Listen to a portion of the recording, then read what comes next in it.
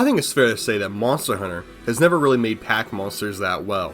While yes, the Great Jaggy is iconic, and monsters like the Agnactor are incredibly interesting and fun to fight, their packs have never actually made a difference in their fights. When fighting these monsters, or preparing to fight these monsters, I've never given a second thought about their pack or the challenges that the pack might cause to me. Because to be quite frank, besides for baggies, no pack monsters have ever presented a threat. And the only reason that baggies presented a threat is because they could put you to sleep. But even with that, baggies take about 3 seconds to kill, so it's a problem that can be quickly taken care of if you just focus on the pack for a few moments. This is why I love the Dashaguma, because it's a pack monster, where the pack is actually the main reason it's dangerous. Also, I apologize if I butchered its name. Do not speak Japanese, guys. The key part that makes the Dashaguma such a great monster is its pack. As I said before, most pack monsters seen in Monster Hunter are extremely weak and can be taken care of in seconds. However, that can't be said for the Dashagumas, who are incredibly powerful whether they're the alpha or not. Unlike almost any other monster, even non-alpha Dashagumas are capable of inflicting massive damage and taking a ton of punishment. Attempting to fight all three at the same time is super difficult and chaotic, which is exactly how I want fighting a whole pack of monsters to feel. As much as I love monsters like the Great Jaggy and so on, it always felt extremely underwhelming to face off against them, because due to how weak the Great Jaggy actually was, I always felt as though its pack was meant to be the equalizer to make the fight at least a little bit difficult. But as I'm sure everyone can agree, I can't remember the last time I fought a Great Jaggy or a Ludroth and its pack actually played a part. Hell, the random Rhinopolos that were sometimes in the area were 4 times the threat of the pack I was actually actively fighting. A Dashaguma pack is only made up of 3 individuals, an alpha and then 2 smaller and weaker subordinates. However, while the 2 are weaker, it isn't by a huge amount. Attempting to fight all 3 of them at once is absolutely exhilarating, and I love it. This is what pack monsters are meant to be like. Actual dangerous threats you have to strategize against, not just one powerful monster with a bunch of pack members you don't even have to think about. On top of each one being dangerous, they actually fight as a pack as well, each one taking turns attacking you and giving you almost no respite between combos. Then if one does manage to hit you, you're in for some trouble, because it's likely that the other 2 won't be too shy about getting some licks in while you're caught off guard. The Dashaguma is so amazing because it's the first pack monster to ever have a powerful pack, and the monsters feel like they're hunting together, like a real life pack of wolves or lions or whatever would actually function. In my decade of playing Monster Hunter, playing dozens of different games, I don't remember ever experiencing a monster like the Dashaguma, and I believe that's because of how its pack functions. That it's legitimately one of the most unique and fun monsters introduced in the Monster Hunter in years. Now, I'm not the clickbait type of guy, or guy that takes forever to get to the point, which is why I made the pack part of this video, and the reason I think this monster is so cool, the very first section of this video. But now I want to talk about the design of the monster and other reasons I really enjoy it, besides for just the hunting pack part. When it comes to how the monster actually looks, I absolutely love it.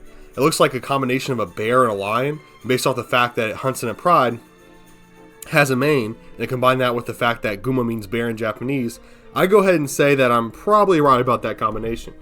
While I'd love to describe its looks myself, I'm not that good with words, and I'll go ahead and rip the wiki's description of the monster. Dashaguma is a large monster with a bear-like gait. See, this is why I'm using the wiki. You would never catch me using a word like gait in normal conversation. Anyway, the Dashaguma is covered in thick golden brown fur, with the area surrounding the back of its skull and the peak of its spine being noticeably shaggier and similar in appearance to a lion's mane. Similar to Azuros, Dashaguma has armored forelegs and bear-like paws and claws, though not as heavily armored as the formers, with only several small scoots and bumps being present.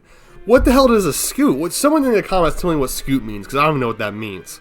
Its face is wrinkled, slightly reddish in hue, and completely devoid of fur, with 2 large oval-shaped bony pads on top of its cranium. Its eyes are noticeably smaller than any other monsters. It also possesses distinctive tusk-like canines on both jaws, with the tusks on the lower jaw protruding upwards being slightly larger in comparison. Its tail is long and covered in flowing brown fur as well.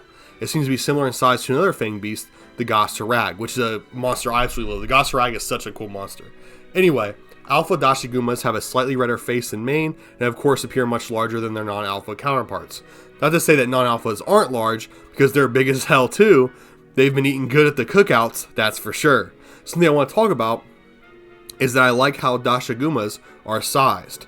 When you look at a pack of them, the alpha isn't 4 times bigger like it is with Great Jaggies, for example. Like, I have a hard time believing that every Jaggy has the potential to grow into a Great Jaggy, but I can easily see any Dashaguma possibly becoming an alpha.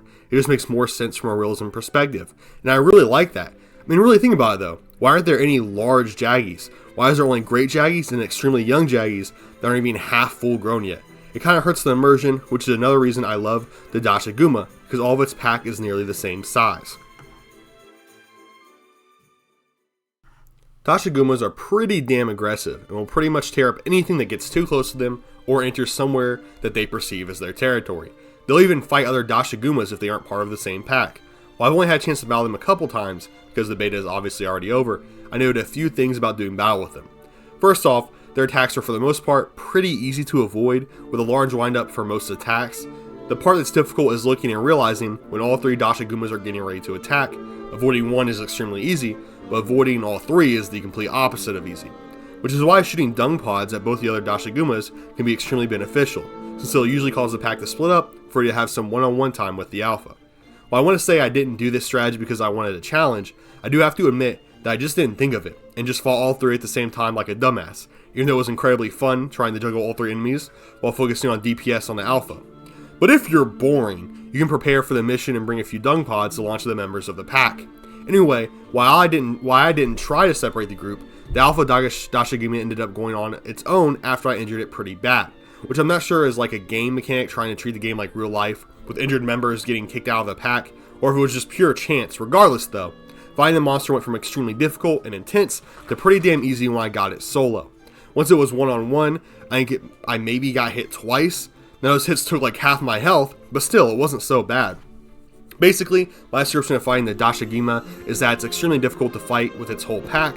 They deal pretty crazy damage, but aren't so bad solo as long as you keep track of your health. And I don't really see anyone losing to a lone alpha Dashaguma. They're really not that tough, just watch out for the pack. I kind of dick rode the design of the Dashaguma this entire video, and I apologize for that. It's just I truly believe that it's one of the most unique, interesting, and fun to fight monsters released in the past decade. The design of the monster is great, with the graphics of Wilds making it look even better, and on top of the improved pack mechanics are absolutely amazing in my opinion. Of course, I don't think the monster is perfect. For example, I think dung pods scaring off the other pack members is kind of too easy of a solution. Maybe if they only cause the monster to flee for a very small amount of time, it would be better, but most people are able to kill the alpha by the time the dung pods are done working their magic.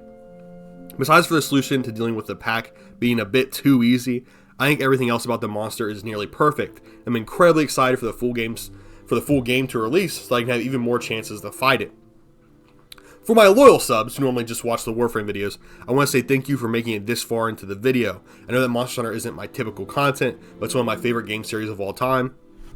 I love having support from my audience, even when it's not exactly the video they're expecting. So thank you so much for that. And if you're new to this channel and just enjoy Monster Hunter, please do subscribe. I plan on covering all sorts of Monster Hunter in the future, along with Warframe, which is of course one of my favorite games as well. Anyway, sorry for the yap sesh there. Let me shout out my extremely amazing, sexy, and cool members, Jay and Sign Up King 5000. Those guys are fucking awesome. Shout out to them for supporting this channel. They get my one cuss word per video. I used the F word there. Anyway, if you guys want to join the channel as a member, please do. You'll get early access to videos, emojis, some polls to help make decisions in the future. Along with that, you can join my Warframe clan and invite whoever you want if you're interested in that. That's all I have for this video.